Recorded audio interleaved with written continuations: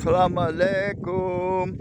ओ मेरे किसान दोस्तों ते भराओ ते बजुर्गो ते बच्चियों, तुहानू अल्लाह अपनी अमान च रखे, नेकी दी लंबी उम्र देवे ते कामयाबियां देवे। आमीन सुम्मा आमीन।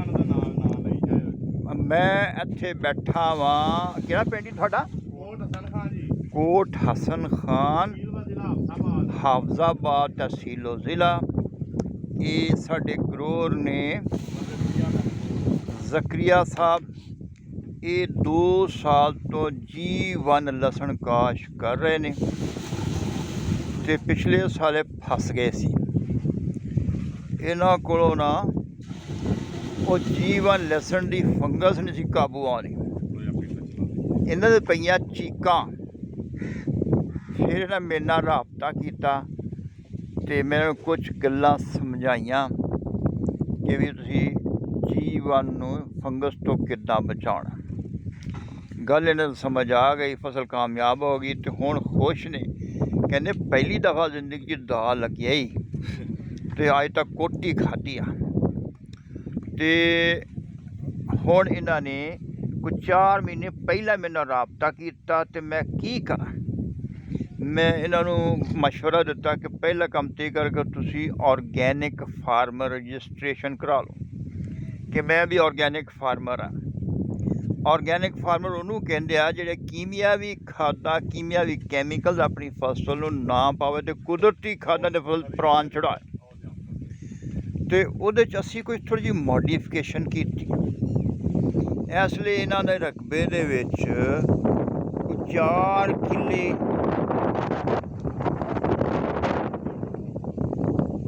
जंतर काश कीता, छोटा छोटा वा। ते असीं ये कैमिकल जिहड़े G1 नूं देने सी वो असीं हुण इहनूं जंतर नूं देवांगे।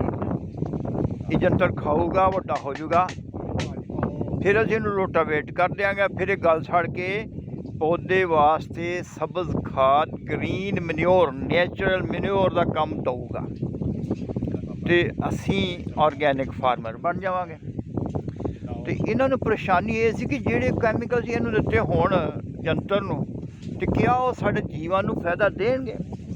ते साइंस ये कहंदी आ कि जिहड़ी चीज़ साडी ज़मीन दे ज़रात नाल एडजस्ट हो जाए, एडज़ॉर्प्शन हो जाए ओहदी, उदों तक जो तक उहदे ते कोई फसल काश कीती ना ओहदे न्यूट्रिएंट्स ओहदे ग़िज़ाई अज़ा महफूज रहणगे। ये असीं इहनूं प्रैक्टिकली प्रूव करने वास्ते अज ड्रम बना रहे हैं। एक बोरी जोरा और ड्रम च पा दी है, उहदे च हुण असीं पानी पा रहे हैं। पुत्तर अद्धा ड्रम पानी का भरो, तो यह चलाओगे तो आ सारी फिल्म तो खराब हो जाऊ तुहाडी। हाले तुसीं आ बना लो, इहनूं चलाउने जो बन जाऊगा। तो ये असीं प्रैक्टिकल प्रूव करना कि जिहड़े असीं हुण कैमिकल पाउणे आ जंतर नूं, जंतर नूं बतौरे सब्ज़ खाद इस्तेमाल करना। इहदे जिहड़े कैमिकल हुण पाए होए आ जंतर ने खा लेने आ, क्या वो जीवन नूं फायदा देणगे? दूसरा है कि आम हालात च असीं ये ड्रम जिहड़ा 4 किले नूं देने, हुण असीं इहदी मिकदार वधा के एक ड्रम 2 किले देवांगे। 1 बोरी Zorawar, 25 kilo copper, 25 kilo zinc, 25 kilo boric acid ते 3 बोरियां यूरिया ते 5 बोरियां मैगनीशियम क्लोराइड फी एकड़ फ्लड कर देंगे। तो फिर अपनी फसल जंतर नूं देखांगे जदों प्रवान चढ़ गए, इस काबिल हो गए हुण असीं रोटावेट करिए। तो रोटावेट करके फिर जिन्हां वो जल्दी गल भी जाओ, क्योंकि यूरिया असीं बहुती दित्ती होनी। यूरिया जिहड़ी आ जमीन च एक बैक्टीरिया उन्होंने कहते डीनाइट्रीफाइंग बैक्टीरिया।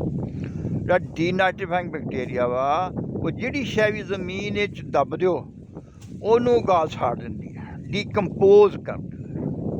उसकी ग़िज़ा नाइट्रोजन वा, तो जिहड़ा काम उन्हें साल च करना होया महीने कर छड्डूगा। ये साडा पहले प्रैक्टिकल है, तहकीक हो जाए, पूरी दुनिया के माहरीन साइंसदान इन्हूं मनदे ने।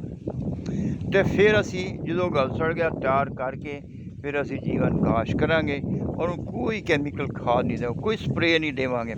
जिथे असीं ये कैमिकल पाए ने और जमीन दे पौधे की ग़िज़ा वो पूरी करते हैं तो पौधा मौसम के मनफी असर तो बचा रहिंदा, उत्ते कीड़ा अटैक ही नहीं करता, उत्ते फंगस ही नहीं आउंदी, ਤੇ ਵਕਤ ਤੋਂ ਪਹਿਲਾਂ ਫਸਲ ਵੀ ਤਿਆਰ ਹੋ ਜਾਂਦੀ। ਇਹ ਸਾਡਾ ਟਾਰਗੇਟ ਵਾ ਤੇ ਇਨਸ਼ਾਅੱਲਾ ਅਜ਼ੀਜ਼ ਬਾਅਦ 'ਚ ਵੀ ਤੁਹਾਨੂੰ ਅਸੀਂ ਰਾਬਤਾ ਰੱਖਾਂਗੇ, ਦੱਸਾਂਗੇ। ਭਾਜੀ ਹੁਣ ਤੁਸੀਂ ਪਹਿਲਾਂ ਤੇਜ਼ਾਬ ਪਾਓ, ਇਹਦੇ ਵਿੱਚ ਸਲਫਿਊਰਿਕ ਐਸਿਡ ਪਾਓ, ਉਹ ਕਿ ਬਾਲਟੀ ਬੁਲਟੀ ਲੈ ਲਓ, ਥੋੜ੍ਹਾ ਥੋੜ੍ਹਾ ਕਰਕੇ ਪਾਈਓ। ਬੱਚਾ ਨਾਲ ਲਾਓ, ਪੁੱਤਰ ਆਓ ਨਾਲ ਅੱਬੇ ਦੇ, ਪੁੱਤਰ ਦੇ ਨਾਲ ਇਹਨੂੰ ਛੱਡ ਵਾਲੇ, ਇਹਨੂੰ ਨਾ ਕੁਛ ਕਰੋ। ਕਪੜਾ ਜੋ ਉਹਦੇ ਨਾਲ ਪੂੰਝ ਹਾਂ, ਇਹਦੇ ਨਾਲ ਕਿਤੇ ਪੂੰਝਣ ਡਿਆ, ਕਪੜਾ ਲੈ ਲੈ। ਤੇ ਇਹ ਜਦੋਂ ਤਿਆਰ ਹੁੰਦਾ ਫਿਰ ਬਾਕੀ ਕੰਮ ਜਿਹੜਾ ਫਿਰ ਹੁਣ ਉਹਦੇ 'ਚ ਅਸੀਂ ਜਦੋਂ ਤੇਜ਼ਾਬ ਪਾਵਾਂਗੇ ਫਿਰ ਉਹਨੂੰ ਡੰਡੇ ਨਾਲ ਹਿਲਾਵਾਂਗੇ ਤੇ ਜਦੋਂ ਮਹਿਲੂਲ ਬਣ ਗਿਆ ਜ਼ੋਰਾਵਰ ਦਾ ਤੇਜ਼ਾਬ ਦਾ ਫੜ ਵੱਡੀ ਪਾਣੀ ਦੇ ਵਿੱਚ, ਮੈਂ ਤੈਨੂੰ ਪਹਿਲਾਂ ਕਿਹਾ ਤਰੀਖਾਂ ਛੋਟੀਆਂ ਚੋਕ ਤੂੰ ਆ ਗਿਆ ਤੇ ਫਿਰ ਇਹਨੂੰ ਅਸੀਂ ਕਹਾਂਗੇ ਕਿ ਇਹ ਫਾਸਫੋਰਿਕ ਐਸਿਡ ਬਣ ਗਿਆ। ਜਿੱਥੇ ਪੈਣਾ ਥਾੜ ਛੱਡਣਾ ਹੀ ਪੌਣਾ ਕਰੋ, ਮੇਰੇ ਤੇ ਪਾਓਗੇ ਤੇ ਉਹ ਪਰੇ ਕਰ ਲੈ ਜਾ ਉਹਨੂੰ। ਫਾਸਫੋਰਿਕ ਐਸਿਡ ਬਣ ਗਿਆ। ਇਹਦੇ 'ਚ ਬਾਕੀ ਫਾਸਫੋਰਿਕ ਐਸਿਡ ਸਿਰਫ ਪੌਦੇ ਵਾਸਤੇ ਫਾਸਫੋਰਸ ਦਿੰਦਾ ਹੈ ਔਰ ਫਾਸਫੋਰਸ ਨੂੰ ਜ਼ਾਏ ਹੋਣ ਤੋਂ ਬਚਾਉਂਦਾ ਹੈ। ਜਿਹੜੀ ਫਾਸਫੇਟ ਖਾਦਾਂ ਦੇ ਬਣਾ DAP diammonium phosphate, MAP monoammonium phosphate, ਜ਼ੋਰਾਵਰ, TSP, SSP, ਇਹ ਸਾਰੀਆਂ ਫਾਸਫੇਟ ਖਾਦਾਂ ਨੇ।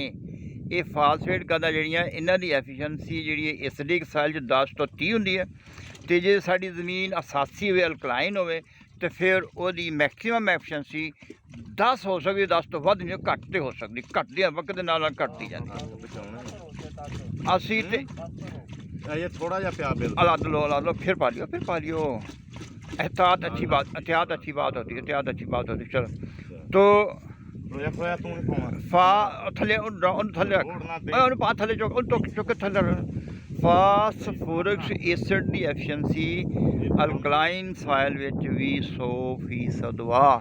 यानी जे तुसी 50 किलो फास्फोरस का फास्फोरिक एसिड बना लिया ਤੇ ਉਹ ਨਹੀਂ ਡੰਡੇ ਦੀ ਲੋੜ ਨਹੀਂ ਹਲੇ, ਇਦਾਂ ਹੀ ਪਾਓ ਬਸ ਥੋੜਾ ਤੇ ਅਬ ਇਮੋਸ਼ਨਲ ਨਾ ਹੋਵੋ,